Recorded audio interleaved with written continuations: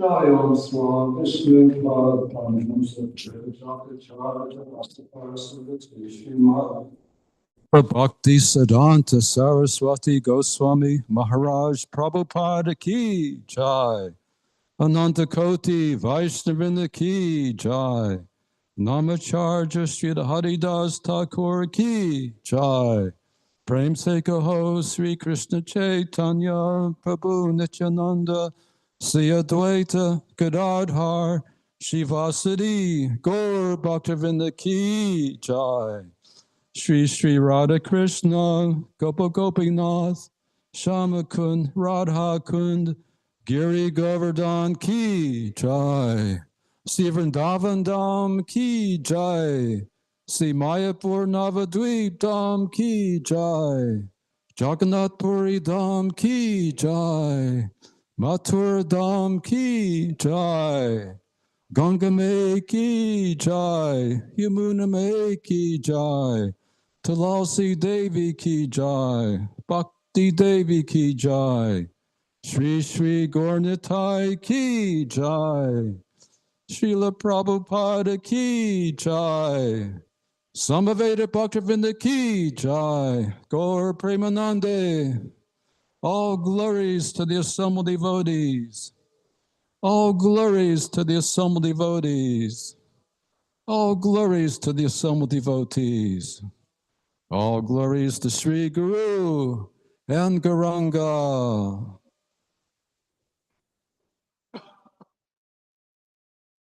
Om Namo Bhagavate Vasudevaya. Om Namo Bhagavate Vasudevaya. Om Namo Bhagavate Vasudevaya. Srimad Bhagavatam. Bhagavatam means in relation with Bhagavan, the Supreme Personality of Godhead, the possessor of six opulences. Canto 3, the status quo. Chapter 10, divisions of the creation. Text number 7. Tadvilokya. Looking into that. I'm sorry. Yad Vyapi. Pushkaram. Yat. Adishtatam. Anena. Lokan. Praglinan. Kapita Asmi. Iti. Achintayat. Tadviloka Vayad Vyapi. Pushkaram Yad Adishtatam. Anena Lokan Praglinan. Kapitas Mit Achintayat. Tadviloka Vayad Vyapi. Pushkaram Yad Adishtatam. Anena Lokan Praglinan. Kapatis Mit Achintayat. Tadvilaka Vayavyapi. Pushkaram Yad Adishtatam. Anena Lokan Praglinan. Kapat Yat Mit Achintayat.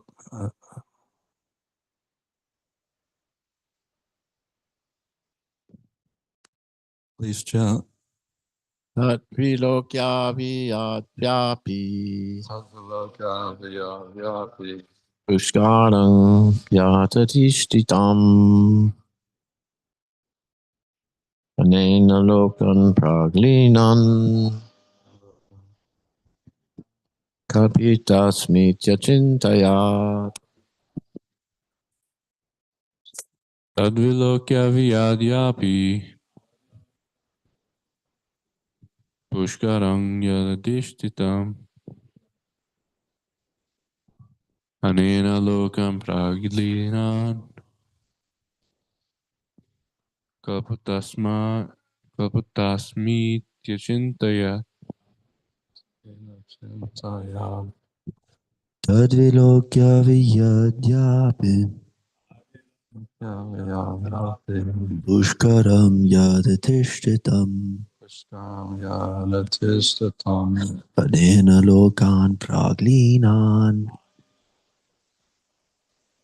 Kalpitasmitya Chintayat Tadvilokya Vihadvyapi Pushkaram Yadadishtitam Anena Lokam Praglinan Kalpitasmitya chintaya.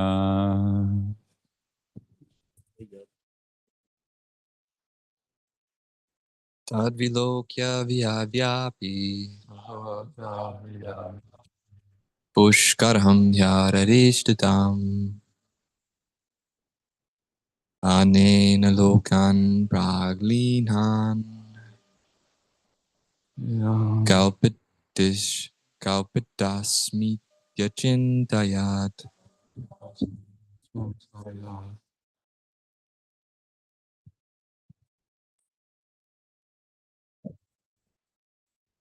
Tadvilokya vidya vyapyapi.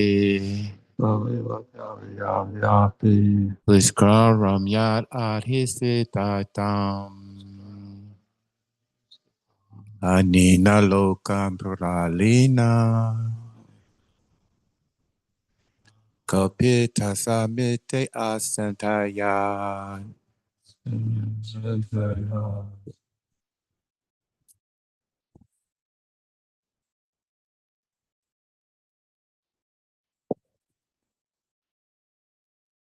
Tadvilokya vyatvapi Puskaram yat atisthitam Anena lokan praklinan Kalpitasmit achintayat.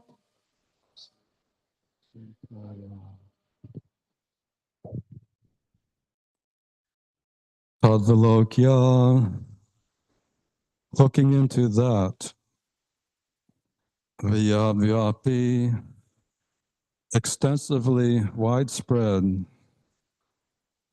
pushkaram, the lotus, yat, that which, adishtatam, he was situated, anena, by this, lokan, all the planets, praglinan, previously merged in dissolution, kapita asmi, I shall create, iti, thus, achintayat, he thought.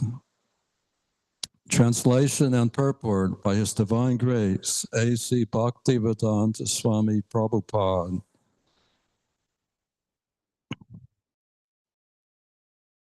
This is Maitreya Rishi responding to his disciples' Vidura's inquiries.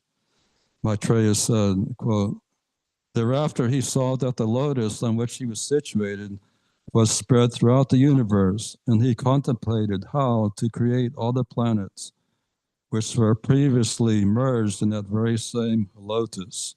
Purport. Jai Shri Shri Gaurnitai.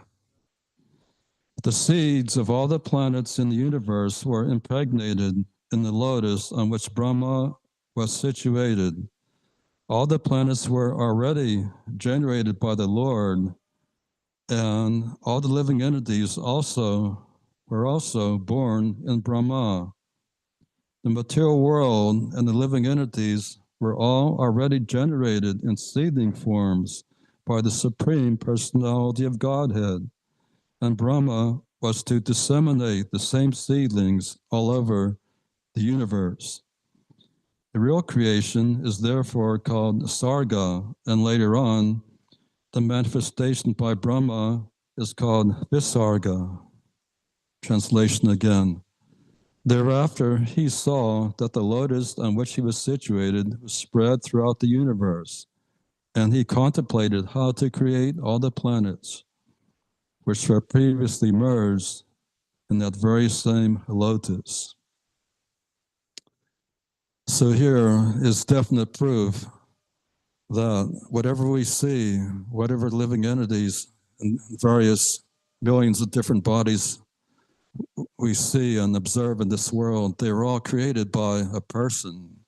They did not come accidentally by a material process of evolution.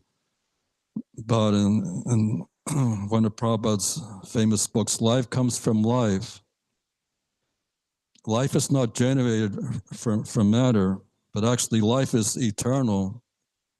And the bodies we see were created by the Supreme Personality of Godhead. And in this verse, we understand that they were created in the form of seeds. And these seeds were disseminated throughout the different planetary systems by Lord Brahma. Just like we understand that a person a human being can create a farm, but the farmer knows, because he's independent in his occupation, he knows that he's dependent on higher powers. He's dependent on God and the demigods. He could plant the seeds, but he knows that without the mercy of higher powers, no seeds can germinate and develop into seedlings, and the seedlings cannot grow into adult plants without rainfall. And we understand from Bhagavad Gita that the rain is produced by Jagya, and Jagya is produced by sacrifice to the Supreme Personality of Godhead. So without sacrifice, without the Sankirtan Jagya in this Kali Yuga, there can be no auspiciousness. And we understand from pages of Srimad Bhagavatam that in the future, when the Jagya is stopped, this Kali Yuga will become like hell. There'll be no more rainfall, and people will have to kill and eat each other, because there'll be no more sugar, no more wheat, no more rice, no more delicious fruits. There'll be fruits, but there'll be like all seeds and skins, very little pulp. So to save ourselves from these inauspicious conditions, even materially, we should become serious in Krishna consciousness and leave this place of miseries and go back home, back to Godhead, where we can live eternally in full bliss and knowledge with the Supreme Personality of Godhead. And this is a very amazing verse, because this lotus was so big that it spread throughout the universe. We understand from the pages of Srimad Bhagavatam that this universe, even though it's the smallest universe still, it's 4 billion miles in diameter. So we can understand that this lotus flower on which Brahma was seated was millions of miles wide. And there's a planet in this universe called Parskar Dweep, where Lord Brahma is seated on a gigantic lotus flower that has 100 million golden petals that are shining like blazing fire. So we cannot even imagine the wonders of this material universe, what to speak of the wonders of the kingdom of God, where life is eternal, full of bliss and knowledge. But even though this universe is very, very wonderful, on other planets there's a mango tree that's so big and tall, it's miles tall, and the mangoes that fall from this mango tree when they're ripe, they're as big as elephants. And when the mango falls to the ground, the juice from the mango seeps out and forms a flowing river of mango juice. This river is just like nectar. So the inhabitants of this middle planet, Earth, this is Brahma created 3 divisions of planets: lower planets, middle planets, Purloka, and the higher planets, or Sargaloka. And right now we're situated in one of the middle planets, this Earth.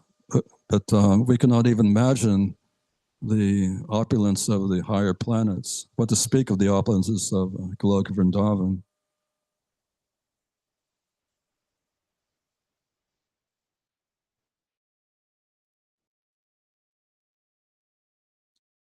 So this is a very wonderful process of how Krishna creates seeds, and each little seed can become a gigantic tree.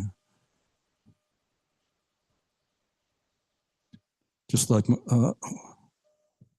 when I was in Boy Scouts, like 65 years ago, we were engaged in public welfare activities, and one week we were planning a forest next to the public water reservoir, and these trees, they were in the form of seedlings, these little pine trees. And I went to this place years later, and the trees are now like 60 feet tall. And it's amazing how by Krishna's arrangement, a gigantic tree can develop from a seed that's found in a little pine cone. These seeds are like so small, they're so smaller than peas. They could develop into a gigantic tree. And this is all possible due to rainfall. Just like in recent weeks, Los Angeles and Southern California is suffering due to drought. Because of this drought, the vegetation has dried up, and it's dry as a tinderbox. So any fire that starts in this condition, when it's pushed by the sun and the winds, which are blowing more than 50 miles an hour, it's almost impossible to stop. They're spending millions of dollars on airplanes. Airplanes are collecting water from the Pacific Ocean, dropping Pacific Ocean water on this fire, but nothing is stopping it because it's arranged by the Supreme Personality of Godhead. And the reason is there's a lack of sacrifice, lack of Sankirtan Yajna. Because we've forgotten Krishna, we have to suffer so many misfortunes. There's an English proverb, man is the architect of his own fortune. And as we are the architect of our own fortune, we are also the architect of our own misfortune. Something bad happens to me, it's my own fault. I cannot blame anybody else.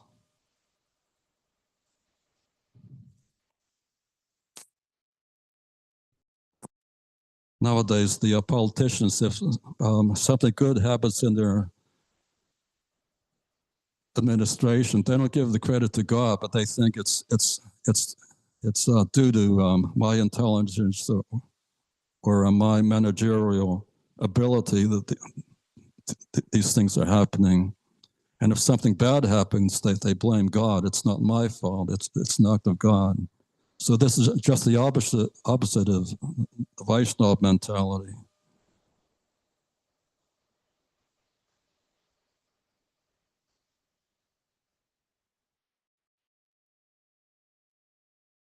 Any comments or questions?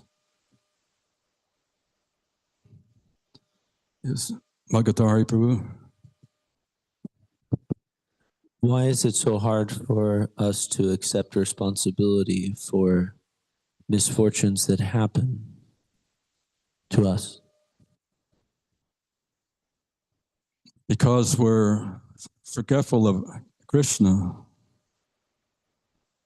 It's due to lack of knowledge. Therefore, we have to distribute this knowledge about Bhagavad Gita all over the world.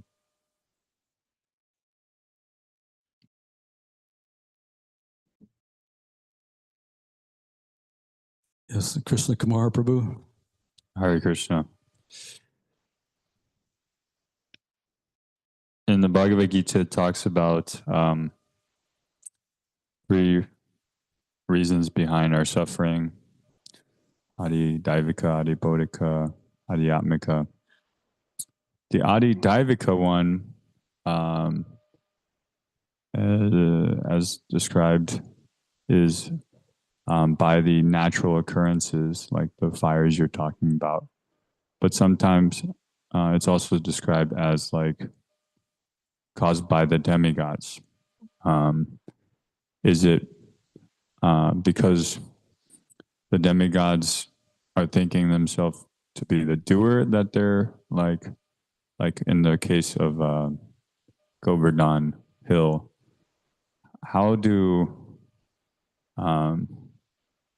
we sort of, because we're in an institution which is opening our consciousness to like the reality of, you know, the demigods and all this stuff, and it's like a little bit bewildering. So that's why Krishna is always telling his devotees, like, just think of me, because it's not that the demigods are trying to create inconveniences. It's just that they are also under the modes of like goodness and or passion, and also they attract the demons. So it's like they're trying to help out, but then they also like attract the demons. So then it's like, and as human beings, we're kind of like susceptible to all this. So I wonder, like when you mention like we're supposed to perform austerities to please the higher beings, like what do you mean by that? Chanting Hare Krishna, Krishna Krishna, Hare Hare, Hare Rama, Rama Rama, Hare Hare. This is the recommended sacrifice, and it's applicable in all ages, but it's necessary in Kali Yuga, especially. And those who are hearing Srimad Bhagavatam, there are only a select few devotees here hearing Srimad Bhagavatam, and this is because in your previous activities, you must have performed pious activities. Otherwise, you wouldn't be fortunate enough to hear Srimad Bhagavatam, which is the treasure house of all Vedic knowledge.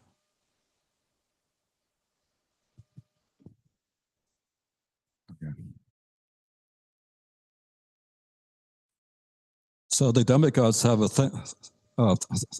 thankless task to administer this prison house of the material world, just like the police have a thankless task. Sometimes they have to punish criminals, and like Goddess Durga, she carries a trident with 3 points. This trident represents the threefold miseries: Adi Daivik, Adi Bautik, and Adi Kleshika. And these miseries are always harassing the living entities in this material world. And there's miseries to the body and mind, miseries to the other living entities, and miseries to the demigods. And Yamaraj has a thankless task. Sometimes he has to take these sinful persons to one of the hellish planets where they're burned in fire, they're thrown off cliffs. We can't even imagine the sufferings in the hellish planets, but these are all described in the 5th canto of Srimad Bhagavatam.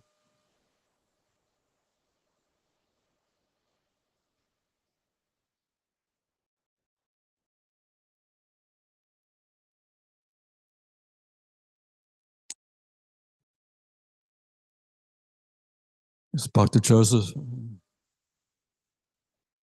Hare Krishna. Oh, I was recently reading about Tapaloka and the sages there that are engaged in very ecstatic meditation and austerities. And I started thinking about how actually all austerity is really ecstatic for the soul. But Prabhu, how do we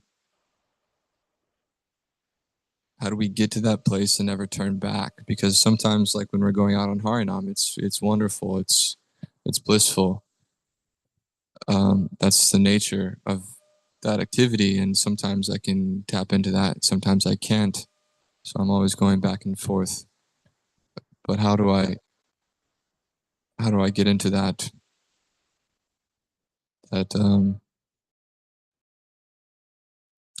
transcendental desire to serve the Lord and then stay there?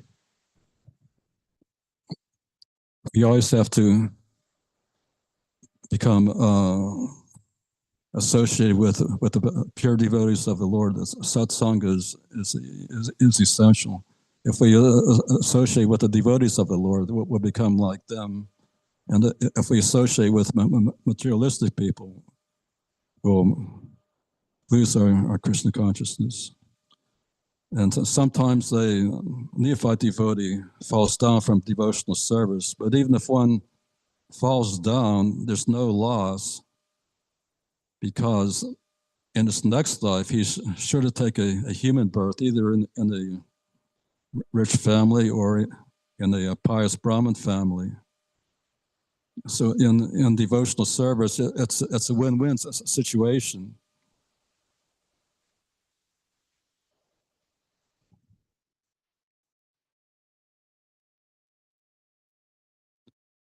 Yes, Krishna Kumar Prabhu.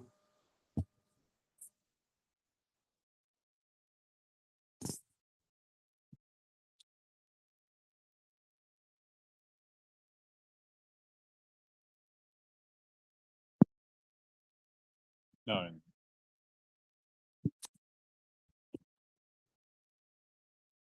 Jai Shishi Gornitai.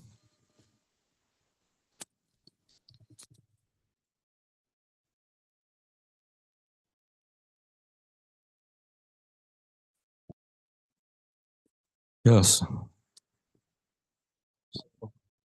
Why?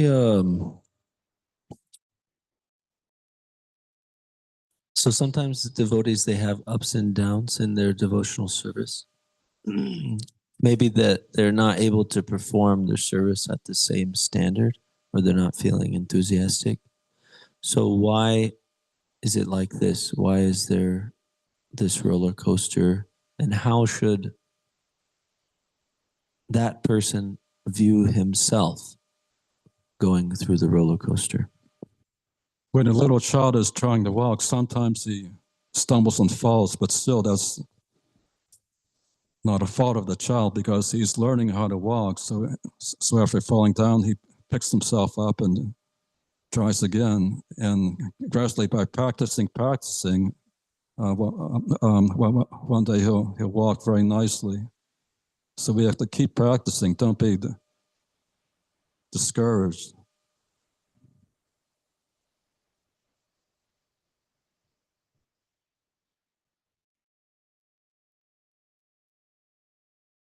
It's Bhagatari Prabhu. Just a continuation of that. How should we look at others who we may see that their standard is dropping, or they're acting in ways which don't seem very Krishna conscious to me? Maybe in a repeated way, or maybe a one-off way.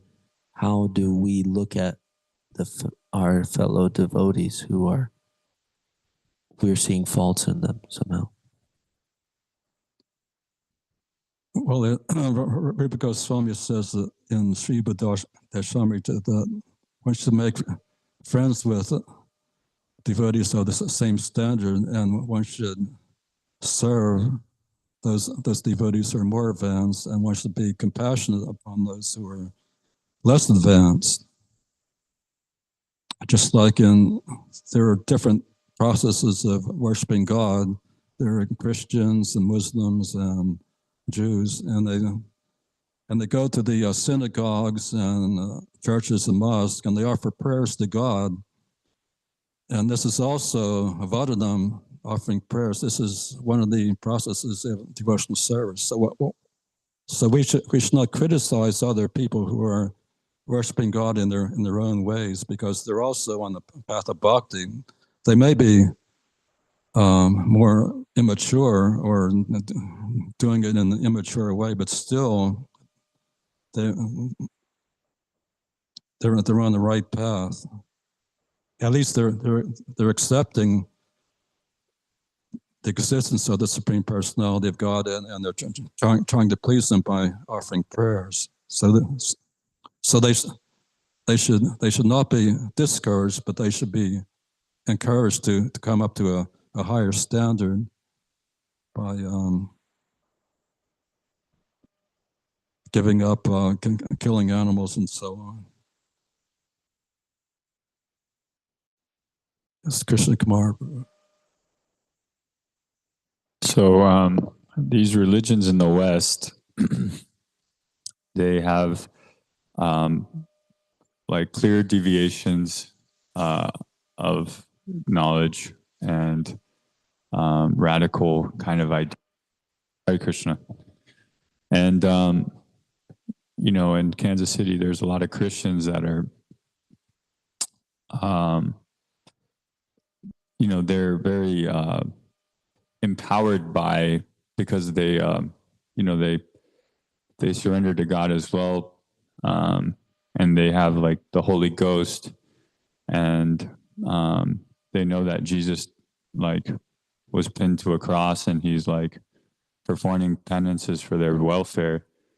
And then basically you meet them, and because they've allowed the Holy Ghost, and they're like haunted by ghosts, and then they use Jesus as their kind of crutch to like, you know, get, you know, propound their strong beliefs that he's dead or something, and that that they're okay, you know, because he died for them. It's like, I guess my question is like, how can we learn from them? Because essentially, their spiritual intellect is based on their God is impersonal. He's like, if you ask him who the Father is, majority of the time they don't have an answer. Even though you ask them like, why does Jesus say like, thy Father, hallowed be thy name? You ask them like, what's the name? They go, it's Jesus, man. And I go, no, let me share this very popular verse in your scripture. He says, hallowed be thy name. And they go, whatever. Or some of them will say like, you know, a name that like Yahweh or Jehovah. Jehovah. And when they say that, I like, my heart actually like feels elated. You know, I feel like a lot of compassion, and it's like a huge like groundswell, like a relief. But when they don't say a name and they just say it's Jesus, I feel pain, you know. I'm like, oh my God, this person's like very sinful. So I'm you know, you brought up the other day that even we made mistakes in ISKCON, like in New Vrindavan, when they tried to say that Srila Prabhupada is God, and you know, Srila Prabhupada was very specific about correcting these deviations as soon as they happened. So yeah, how can we learn from these other religions, or maybe because I guess without like really extreme compassion, they're pretty fallen, and you know, it's hard to preach to them.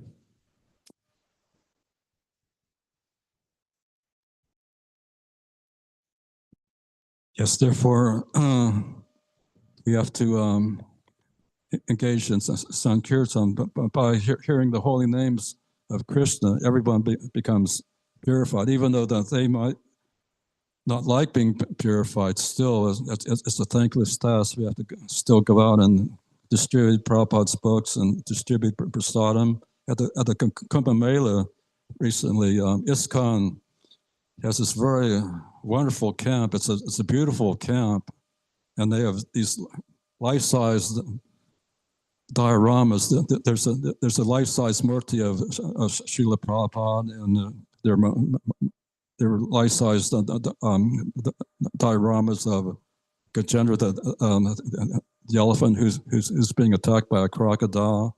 There's a diorama of Lord Ramachandra and Hanuman.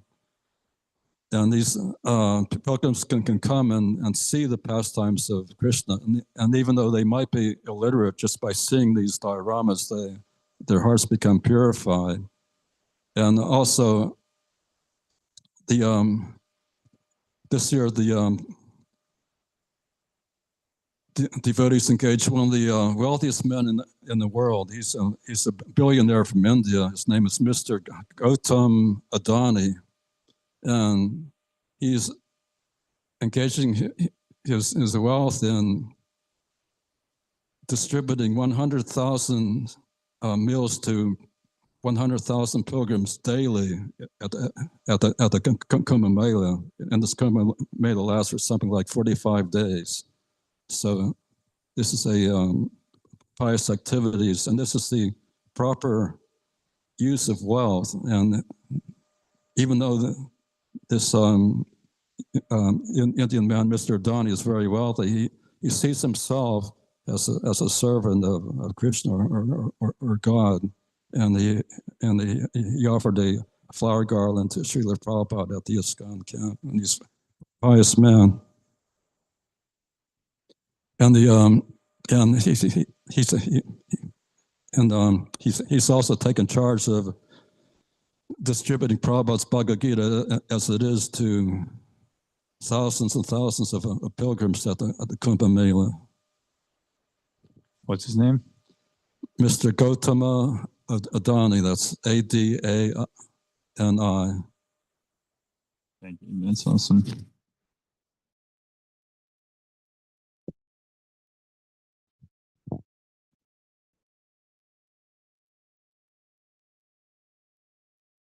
Thank you all for patiently hearing Srimad Bhagavatam. Now it's time for the Sankirtan Festival. All glories to His Divine Grace, A.C. Bhaktivedanta Swami Prabhupada.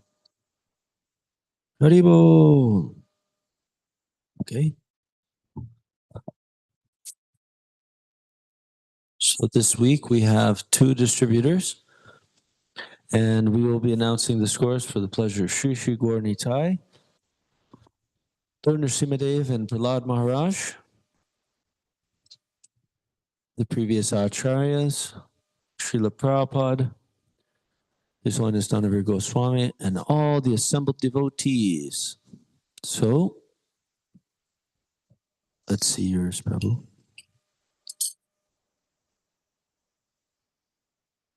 So, coming in second position with 1 medium book for a total of 0.5 book points, Magadari Das. And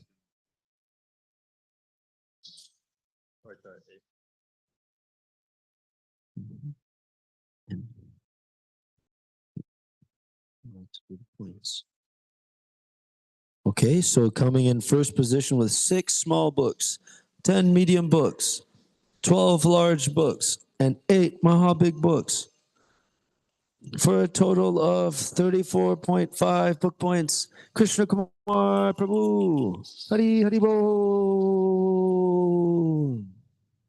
Okay, please give us your Sankirtan highlight, Prabhu. Highlight. So I told this story a couple times. We went to do Harinam on Saturday night at the plaza, and I was very excited, and I approached everyone, and I had brought like some mahag flowers, and I was just handing people flowers. I distributed like 9 or 10 flowers and a couple garlands. At one point, this limo driver was parked in front of us, and I noticed his window was a little cracked open. And I like knocked on the window. I was like, hey, I wanted to show him the Bhagavad Gita. And he's like, oh, wait 1 sec. I think he was like, so he came out and he was like, yeah, my window's open. I'm like listening to the what you guys are singing. And he said, I've been trying to figure out, what you guys are saying or what you guys are doing. He was just kind of like meditating on our our kirtan, and then I was like, that's great. Let me like share with you something. So I gave him a bhakta stack, and he's like, I always like learning. And he's like, I'm Christian, but I go to church and they're always like fighting or talking bad about other congregations. And, he's like been confused about that. So then I guess I just explained to him the Bhagavad Gita as it is. And he was really, really pleased by it. He gave $10 and gave me his phone number. Yeah, we messaged a little back and forth. He's going to read SSR. And yeah, I thought that was really favorable that he was like listening to the holy name, like while he was waiting, just parking his limo there.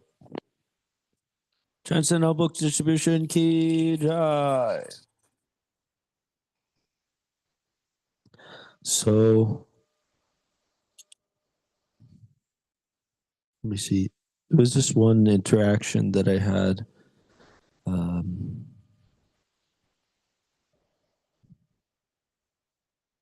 We went out to, I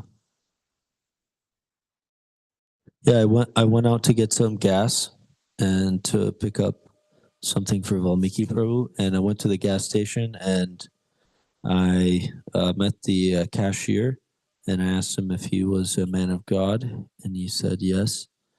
And I gave him some transcendental citrus prasadam, and I also gave him the Life from Life, and he was very grateful for that. Transcendental Book Distribution Ki Jai. Okay, so this week's book total is 35 book points. Hari Hari Om.